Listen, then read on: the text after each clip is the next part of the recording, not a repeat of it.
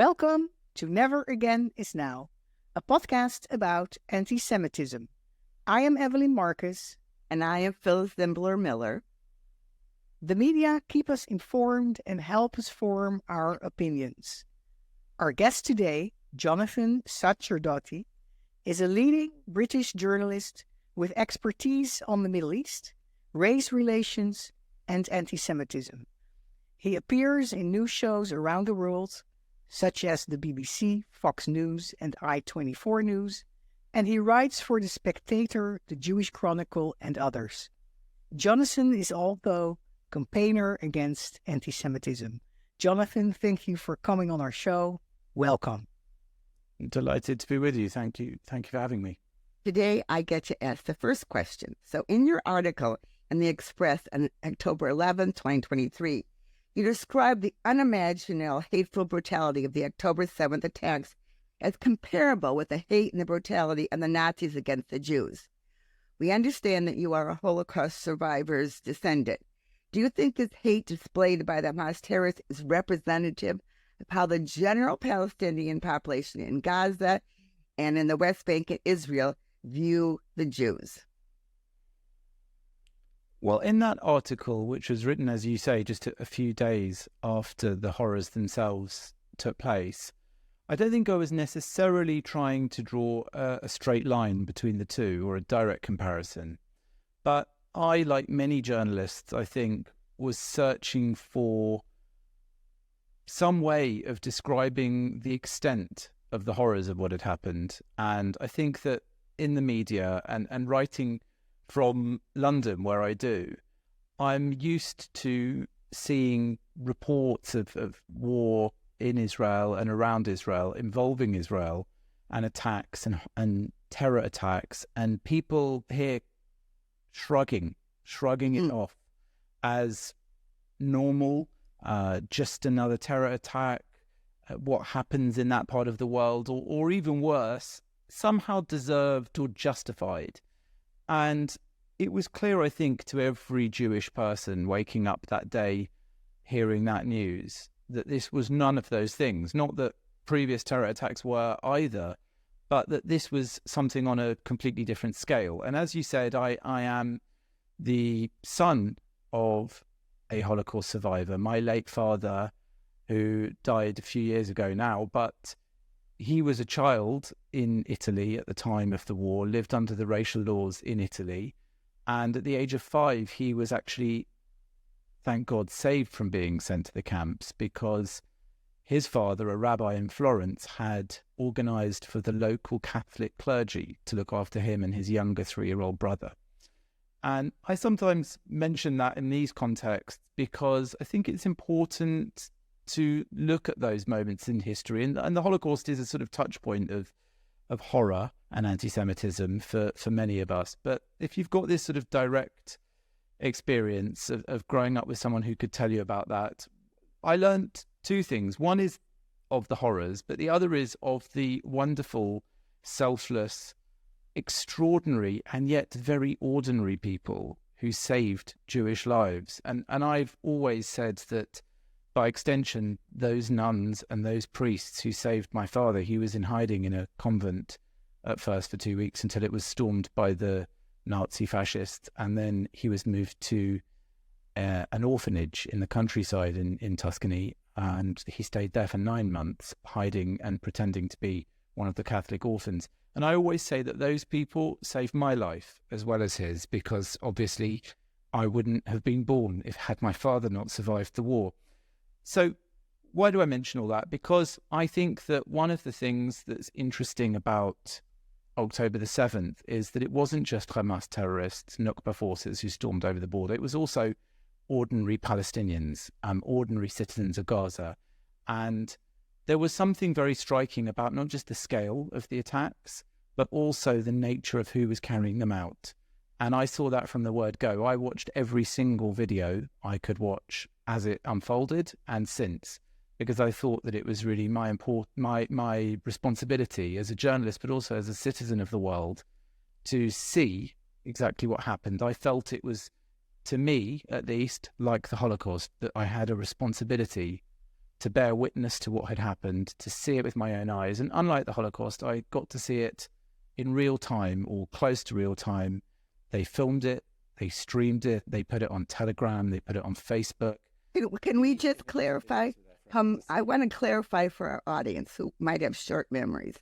Hamas filmed their atrocities in real time. So the they is Hamas, and then shared it with the world.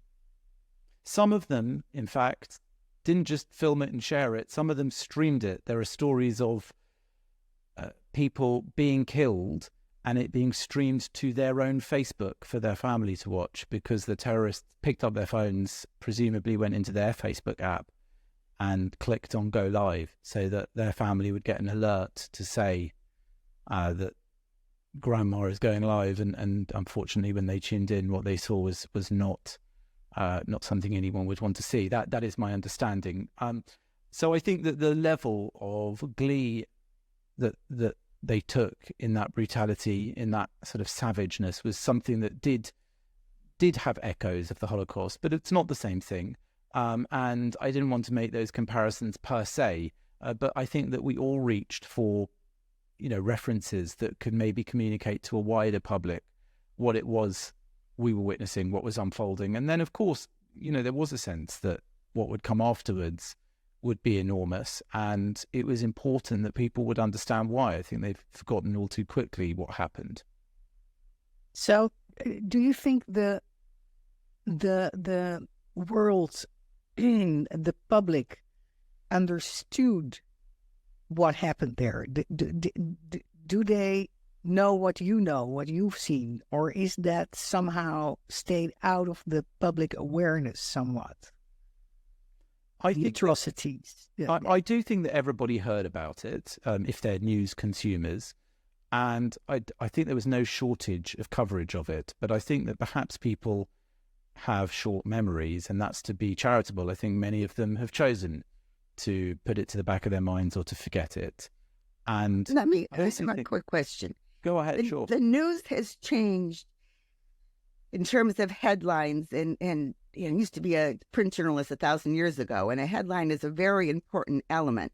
But I think in the beginning in the UK, the headlines were what we might say pro-Israel, meaning reporting what really happened. And now 10 or 11 months later, have the headlines changed in terms of how they're worded?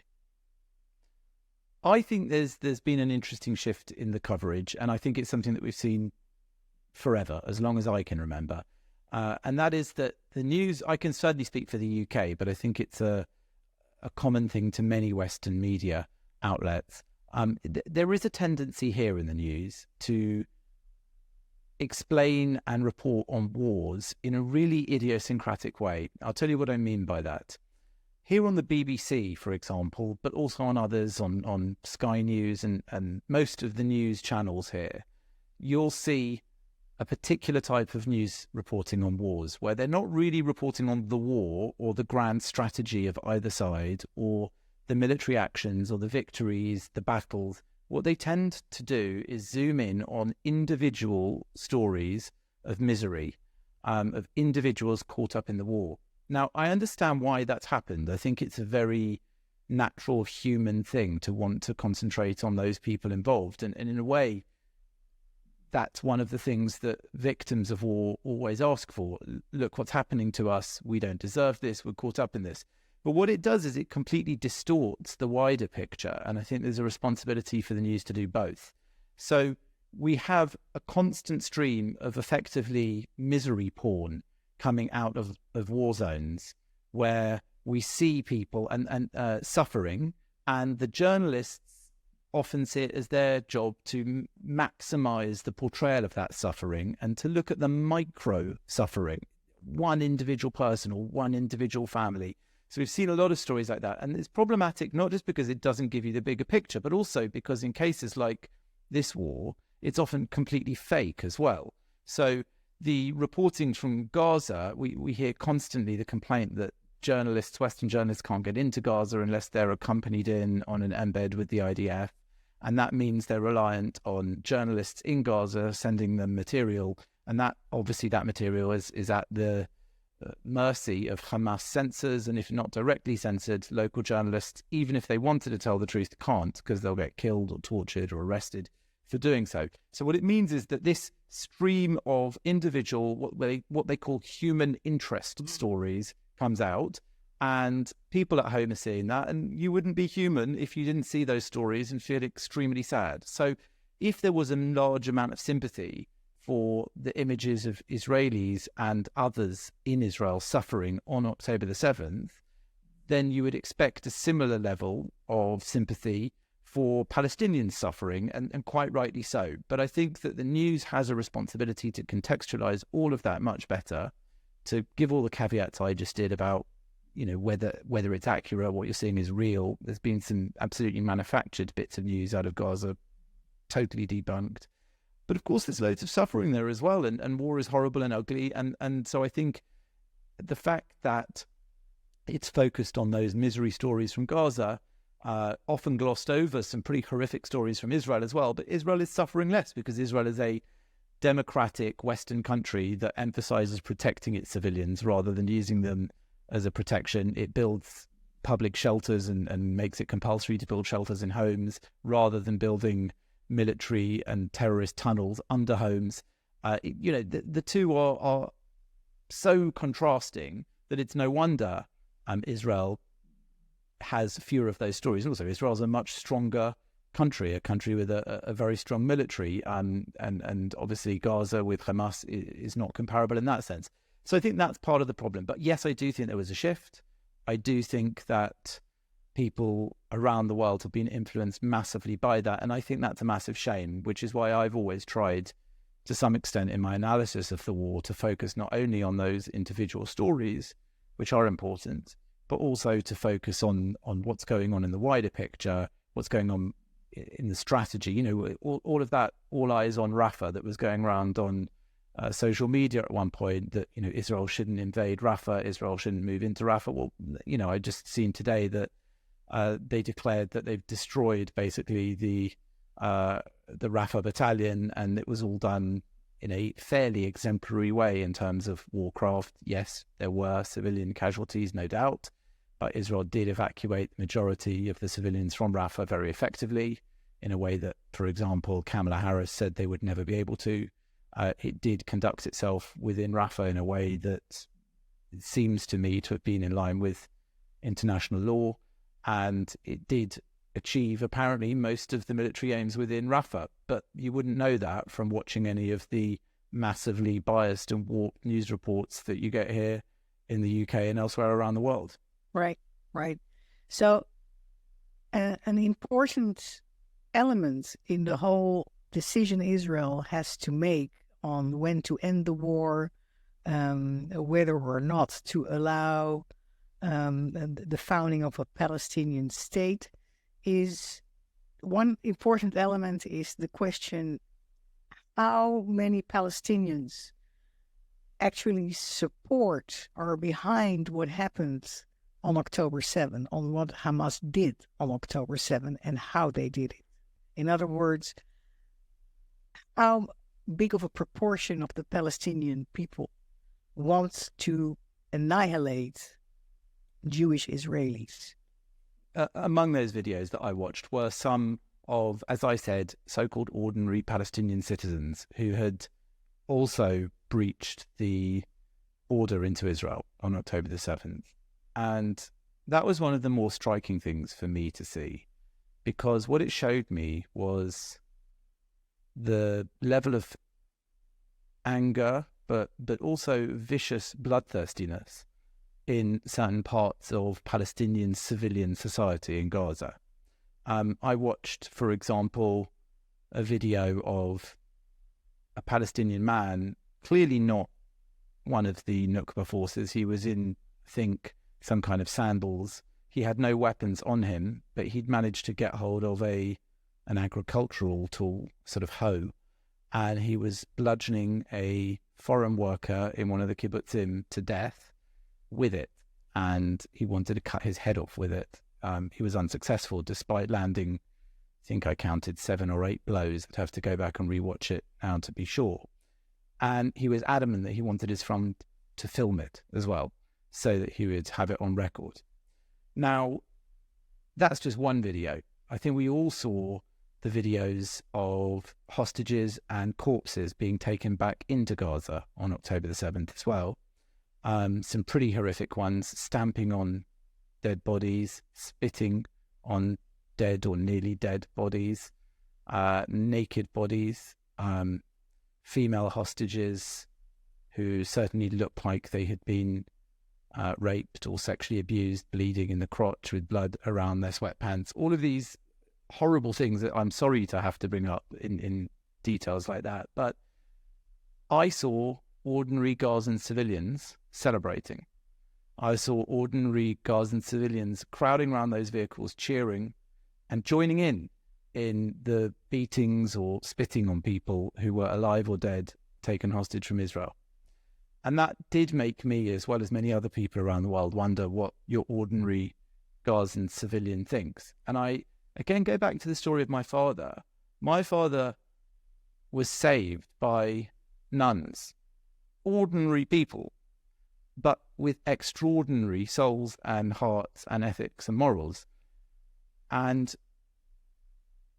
those people have been recognized by Yad Vashem in Israel, the Holocaust Memorial Organization, under Israel's Yad Vashem law, which was introduced very early on in the state's history, as righteous among the nations. Those are people who, at risk to their own lives, non-Jews, saved Jewish people during the Holocaust.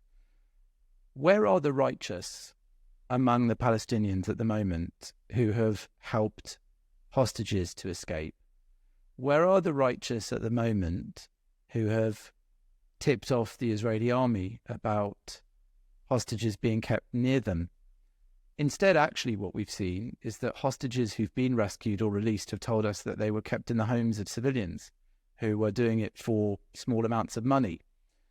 And that is the very opposite of those righteous people that saved my father and many, many other Jewish people during the Holocaust. So I looked at polling, and polling has sadly shown that the feeling among Palestinian society, not just in Gaza, but actually in the West Bank as well, in Judea and Samaria, is quite supportive of what Hamas has done and quite supportive of terrorism. And even the so-called moderate Palestinian Authority in the disputed territories in the West Bank has for years now paid salaries to terrorists who've killed Jews in terror attacks and their families.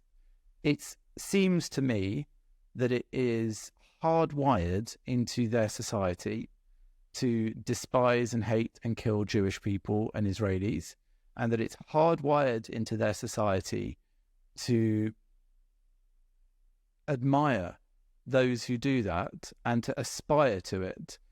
And just as a journalist, since October the 7th, I've done many interviews with various people. Two stand out in relation to this. One was with a Palestinian woman who is, according to her, the first female brewmaster of beer in the Middle East. She is a Palestinian in the West Bank who makes beer. And we talked a lot about her entrepreneurial business and all of those things and her visions of a modern Palestinian state one day. But when I asked her about the rape of women on October the 7th at the hands of Palestinian terrorists, at the hands of Hamas, she found it impossible to properly condemn it, and instead told me that Palestinian women have often found it very difficult at checkpoints and experienced difficulty like that at the hands of Israelis, as if that somehow justified the rape of anyone on October the 7th. And the other interview that I remember doing since the 7th was a guy called Dor Shafar. And Dor Shafar is he's now a Jewish Israeli, but he was actually born a Muslim Palestinian in Gaza. And at the age of 13, he escaped from Gaza. This is before the disengagement. So his father used to come into Israel and work in Israel. And he brought his son in one day with him, and his son ran away. And it's a very interesting story. The guy converted to Judaism, and he felt that he was escaping from a society which had brought him up to worship death and murder. He told me horrible stories about what went on around him in Gaza. He told me that I've heard this before from experts, but never from the people who were being taught in the schools, that they taught him maths as a child with books that said things like, if I have 5 Jews and I kill 3, how many are left? 2, and we'll kill them too soon. These sorts of things are staggering to hear, but they also make you realize that it's not surprising that while Israel was educating its young people, my husband's Israeli, he grew up in Tel Aviv. He went to a school that prioritized coexistence and educating Arabs alongside Jews in Jaffa. He was taught all about the two-state solution and the vision of peace in the future. Like many generations of Israelis, his parents hoped he wouldn't have to go into the army. And actually, he said to me, that feels like nonsense now after October the 7th, because the very people who stormed over the border and killed and kidnapped and raped are his age and younger. And while they were being taught about peace and coexistence, these people clearly weren't being.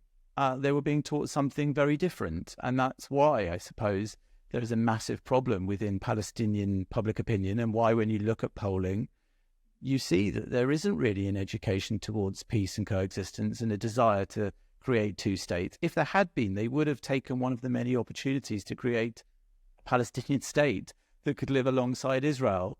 They haven't, because I don't believe personally, especially post-October the 7th, that truly is the aim of the Palestinian liberation movement or the Palestinian nationalism movement. That's not their aim. Their aim is to have no Jewish state. And no Jews. Well, presumably, yes. I mean, if the Jews can't be in Israel, one has to wonder where those millions of people will indeed go. It kind of just switched subjects, but of course connected. But it's been your experience before October 7th and now after with anti-Semitism in the UK. You and I had talked about it earlier, and I'd like you to share a couple of things that you said to me beforehand really have stayed with me. So go ahead and share it. Well, I grew up here in London. You know, I feel very British. I was born in Britain. Obviously, my father was Italian. My mother was born in Britain. Her mother was born in Britain, but beyond that, her father wasn't. Her father was born in Eastern Europe, and her mother's family also. So like many Jews, I am the product of immigration here, but I also benefited from the very best that Britain had to offer. I went to great school. I went to a great university. I didn't go to Jewish schools. I went to wholeheartedly brand name establishment British educational institutions. And I really felt that the anti-Semitism I was taught about firsthand from my father and also in history was exactly that, historical. I don't think I realized growing up that this was something that still existed until I experienced it myself. And I think that many people have had that moment much more recently than I did. I think a lot of Jewish people I know here have had that moment on October the 7th, actually, and since. But I had it much younger. It was when I went to university. And at university, I think I experienced my first conscious exposure to anti-Semitism. It was when, in fact, the Debating Society had chosen to invite David Irving, the Holocaust denier, to speak. And there was, of course... Let's just remind our audience that Deborah Lipstadt, who's currently the United States Special Envoy of Anti-Semitism, was sued by David Irving for calling him a Holocaust denial in her book. And there was a court case in London. Okay, now... And in fact, she won, which is why we can say that he is a Holocaust denier, because yes, exactly. he sued her for libel and she won. And the point is that David Irving, who is a revisionist historian, if one can call him a historian, a denier of the horrors of the Holocaust, had been invited to speak. And so, of course, many... Wait, he was invited while the trial was going on, am I correct? Or around? We are looking back a few years, so to my university years. I can't tell you. I'm pretty sure it was post the trial, actually, but I may be wrong. He was certainly, there was no secrecy about what he was and who he was. That's what I mean. Yes. Okay. Yeah. No, he was invited because of his infamy, not despite it. And I think that, the campaign to not hold this event was characterized by some really ugly incidents in my experience. So that's where I'm going with that. And I think that really opened my eyes. I suddenly thought, well, these people around me who are my contemporaries, these people at this, top university in the world, are actually anti-Semites. Some of them, not all of them. And they were not just anti-Semites. They were anti-Semites who were happy to express it openly and publicly to my face and in front of an audience as we discussed this and debated whether or not he should be there. So the invitation was rescinded as it should have been, but the point was that my eyes had been opened. And then, this is what I think many people have experienced here since October the 7th. Once my eyes were open, I looked backwards and I saw many more instances during my childhood and growing up when I thought, oh my, was that anti-Semitism? Oh, I remember being treated differently in that moment. Was that anti-Semitism? And it all reminds me of that old saying, which is anti-Semitism is disliking the Jews more than is strictly necessary. And I think that's a very sort of British thing, is the idea that the establishment probably did have a latent or ingrained element of anti-Semitism in its attitudes. And Jewish Brits like myself had sort of grown up with that as our normal. So we almost didn't see it or didn't feel it. In fact, even accepted it. We're different. Sometimes we might have to behave differently or expect to be treated differently. So I think that there has long been an element of anti-Semitism in established British society, probably elsewhere around the world as well. But I think that at moments like now, and since October the 7th, it can burst out into the open, to the surface. And obviously, it gets better and worse at different times. It's certainly got a lot worse at the moment when you have groups, mobs, I would rather call them, parading down the streets here week after week after week, chanting genocidal chants about Jewish people, chanting in Arabic, singing Arabic war songs or blaring them through speakers, calling for jihad on the streets. And then, you see, when you find that the police don't act, or the police, as they did here, suggest that jihad can have more than one meaning, or that some of these people aren't arrestable because understood in the context, what they're saying is somehow acceptable. All these horror stories start to come out, and then Jews, I think, suddenly realize, oh, wow, that was a light sleeper. It's not new. It was always here, and it's been awoken. And I just add one last thing, which is to say, one hears a lot that analogy of anti-Semitism being like a virus. I know it's often attributed to the late Chief Rabbi Jonathan Sacks, Dr. Jonathan Sacks, that anti-Semitism, like a virus, has mutated through the generations. And at the time when it was, basically Jews are always accused of breaching whatever is the holiest, most valued idea or value of the era. So when, science was in that position, Jews were racially impure in a sort of scientific way, and that now it's to do with Jews having a nation. I mean, I've rather butchered his telling of it there, but the reason I mention it is I only like that analogy up to a point. I don't think it is like a virus, because a virus is something that you contract involuntarily.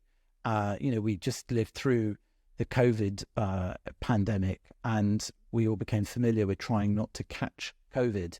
You don't catch anti-Semitism. Yes, there is a sort of social contagion with things like that, but we're all conscious, thinking human beings, and this is really one of the things I'm very particular about. I feel the same when I hear about people being radicalized. We often hear that in the news here about terrorists. They were radicalized online or in such and such a mosque. To a certain extent, it's true, but each one of us has free will. Each one of us has the capacity for critical thought.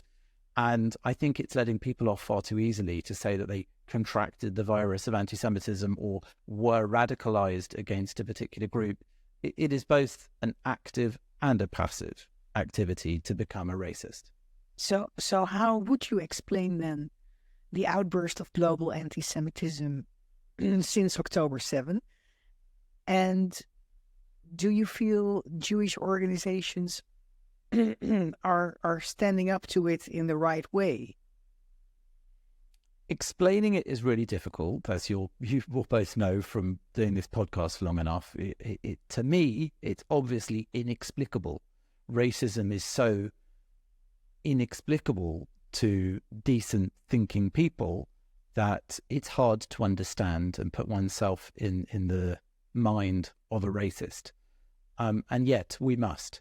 So why do I think it's happened? I think part of it touches on what I mentioned before, which is if all you see on the news are images of babies dying and children evacuating their homes and such like, then it is inevitable that you'll be emotionally moved.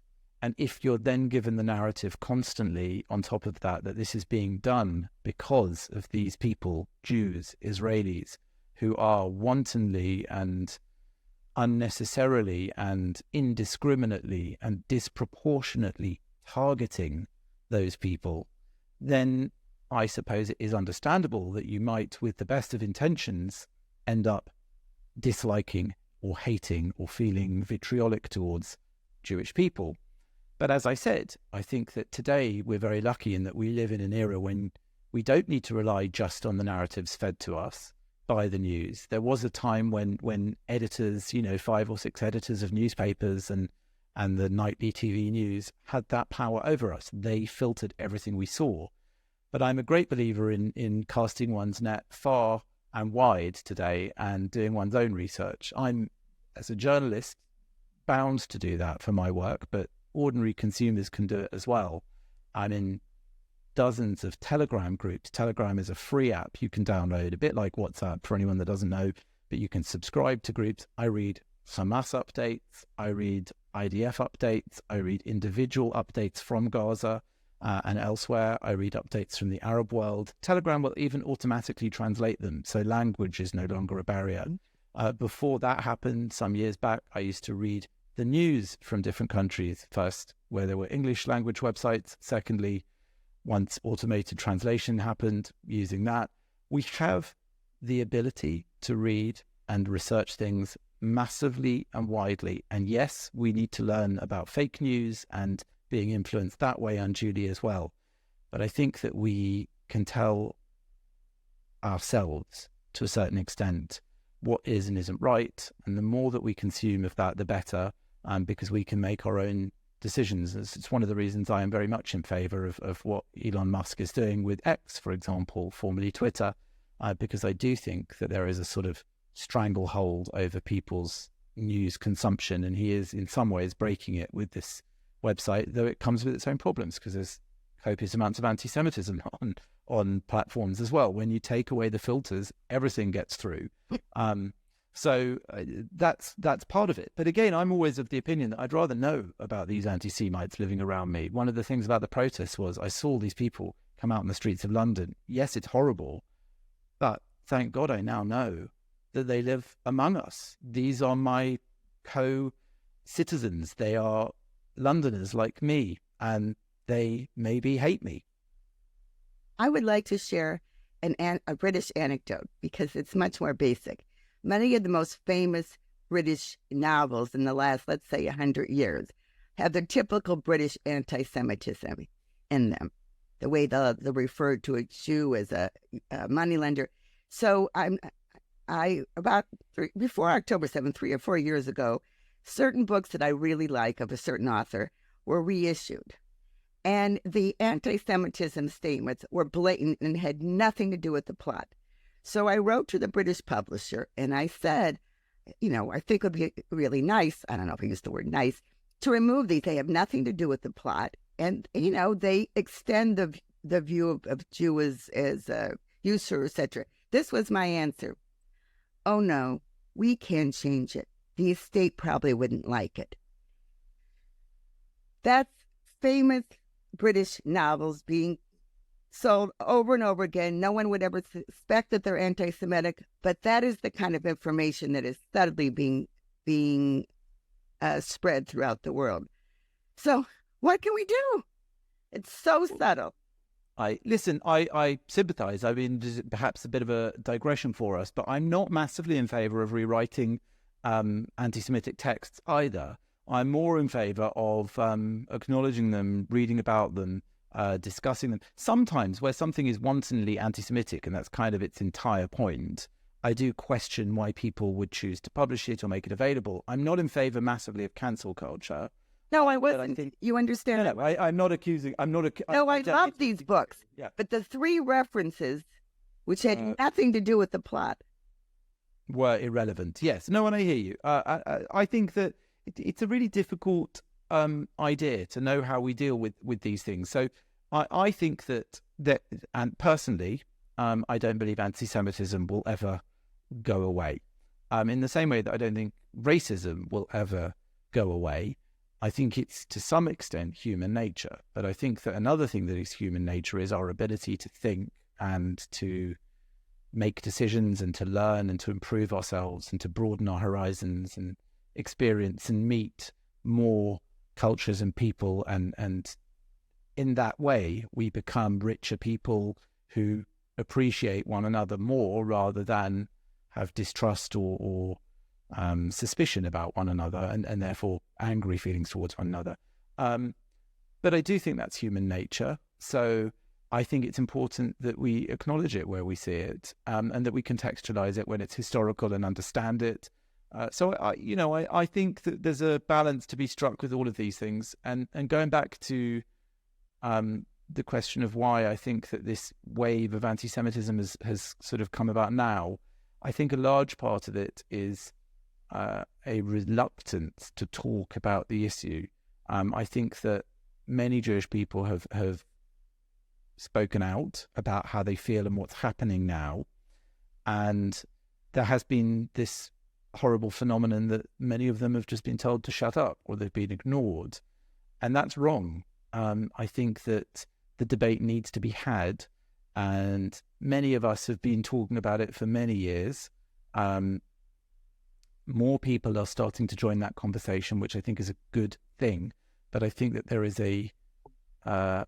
it's too easy to be anti-Semitic and to be racist and to be told actually that by calling it out, you are the racist. So, for example, if one tries to discuss issues of, for example, extremist Islam and anti-Semitism, you will often be told that you are Islamophobic or racist against Muslims. But I don't think that it is unreasonable for Jewish people or non-Jewish people or Western people to question the more problematic parts of any faith, especially when those problematic parts of some faiths end up in mass casualty terror attacks like October the 7th, but also like the Manchester Arena bombing, which I reported from for days, which killed innocent children who'd gone to see an Ariana Grande concert, or any of the other countless terror attacks which did take place in the name of extremist Islam. That is what the perpetrators said it was about, and therefore we must talk about it, however difficult or awkward it is. And because our society at the moment is willing instead to dismiss anyone that mentions it, even peacefully and intellectually and in the correct way, as far right or racist, that is an atrocious thing to do, because it means that not only do those people get silenced or worse, persecuted, but we don't get any closer to sorting out this problem. On the contrary, we encourage the perpetrators by showing them that there's no cost to what they're doing, that they are able to win doing that, and that is quite wrong. I think we must, as Jews, but also non-Jews, as Westerners, we must stand up for our values, and where they clash with others, we must say so and debate it and really do this all out in the open. I couldn't agree more with you that if we say never again is now, then Islamist extremism is absolutely one of the bigger factors in the threat to the Jewish people right now. And I think, by the way, the title of your podcast, Never Again is Now, is very pertinent, because for me, one of the other big shocks about October the 7th was never again really does mean something to Jewish people. And the closer you are personally and directly to a Holocaust story, and most Jews are pretty close to one, at least one, at the moment, still, only really 1 or 2 lifetimes away from when that happened. But the closer you are, the more important those words really are. They mean something, in here, not just in here.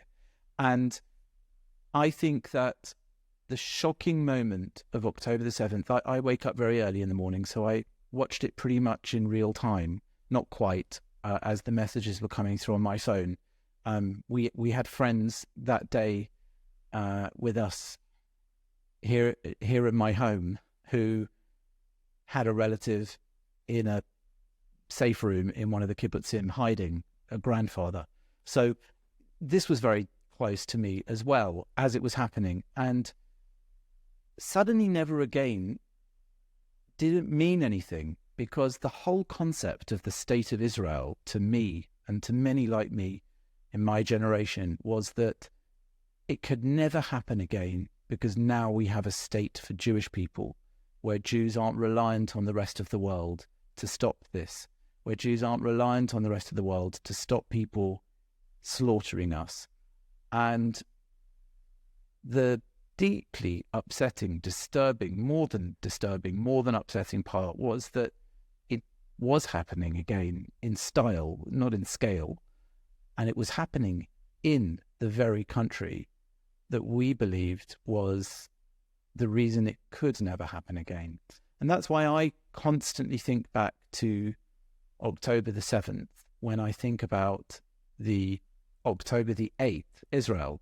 Israel, since October the 8th, is a totally different place in the sense that it knows, again, what its purpose is in that respect.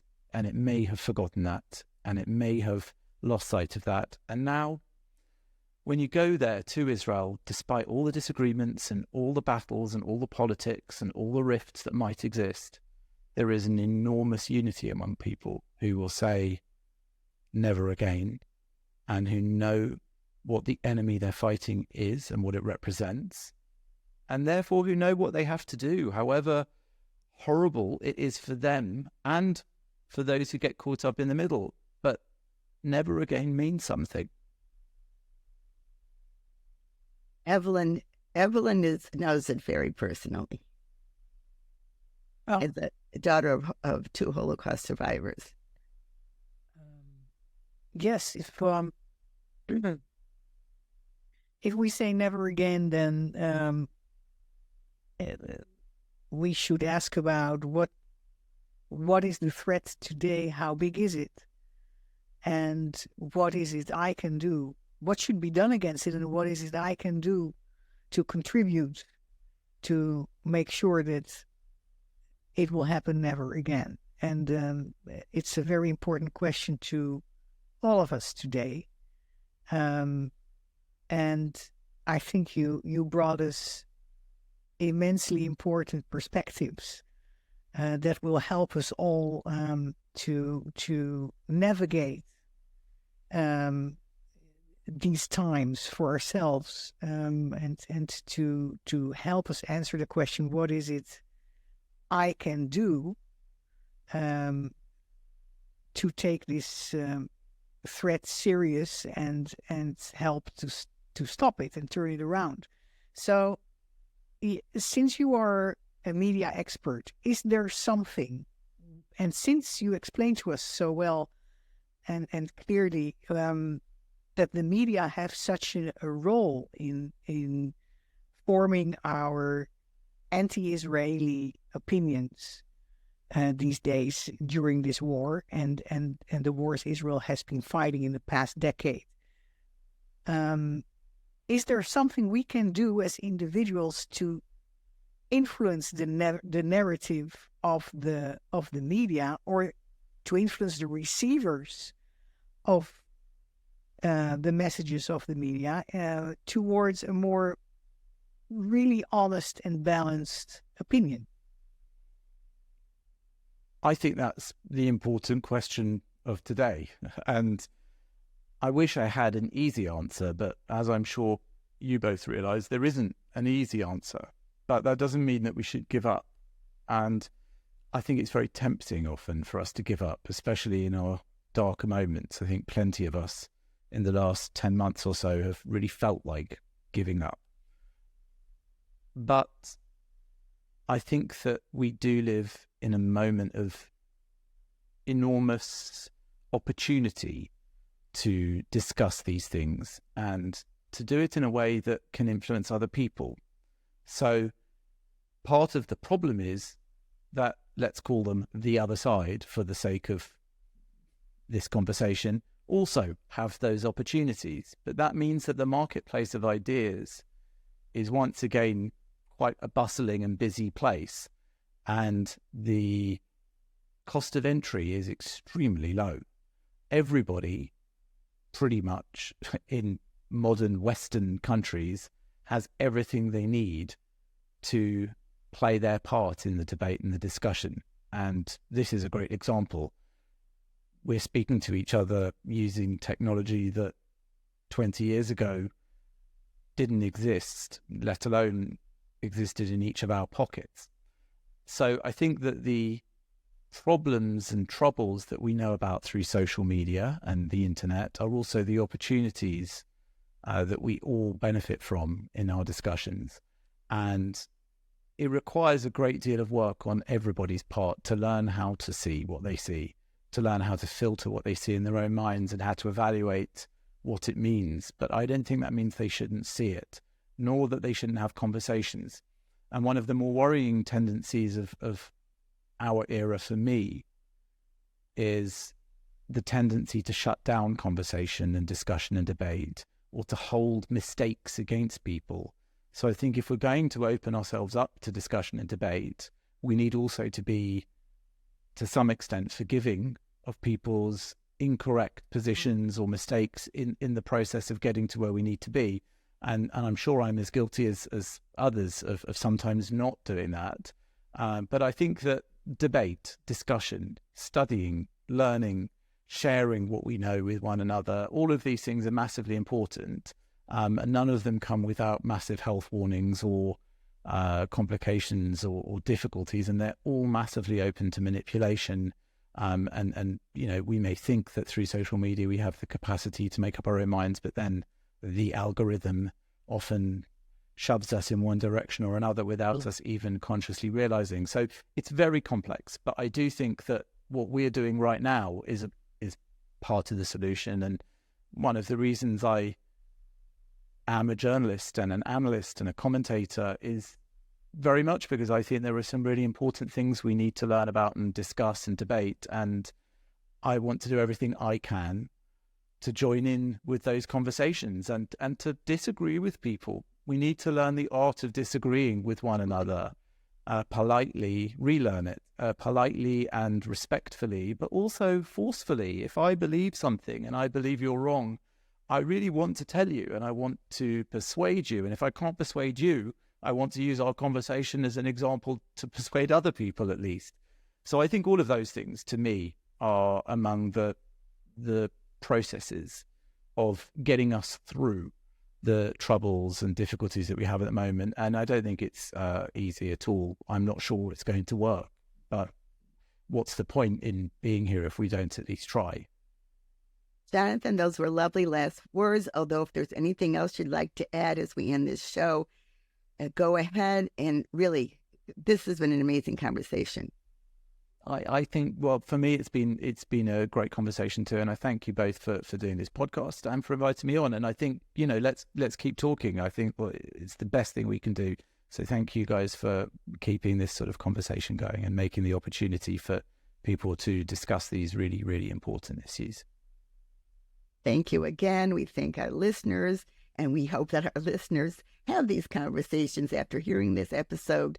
If you want to know more about Evelyn and myself and our other efforts to fight anti-Semitism and to encourage Holocaust education, you can go to Never Again Is Now podcast at YouTube, Apple Podcasts, and Spotify. And please, as we end every episode, speak up against anti-Semitism and all hate.